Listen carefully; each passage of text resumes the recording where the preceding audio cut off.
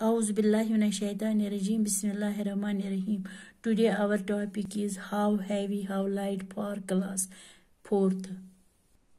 Tasha bachcho ashe az imi question number 1 karon. How many grams are there in 1 kg? 1 kg mans kota ch 1 kilograms mans kota kata gram ch asan. Tasha bachcho tu thojo yaad kg im k yuk mane go saas ग्राम गो ग्राम इथे कनन आस के M जन आस kilometre के युक माने गो सास M गो metre इथे कनन थोय तु याद 1 kg contain सास ग्रामस 1 किलोग्रामस मन छ आसा सास ग्राम इथे कनन छ question number 2 name 5 things that we usually buy तमन 5 चीजन हुंद वनियो स नाव यम अस यूजुअली अक्सर आसो हेवा इन ग्राम्स इन किलोग्राम्स ग्राम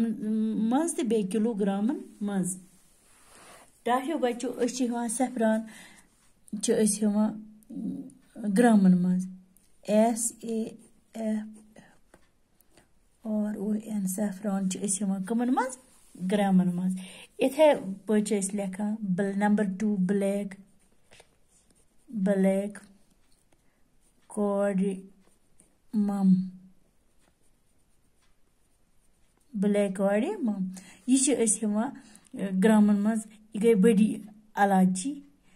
इलायची यम ति छ हेवा अस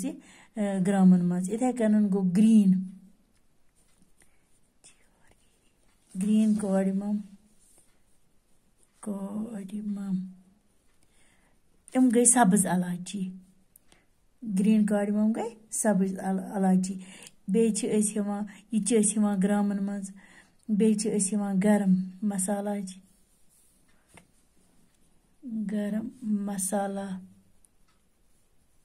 ये छ अस हेवा ग्राम इथे पे छ हेवा अस गोल्ड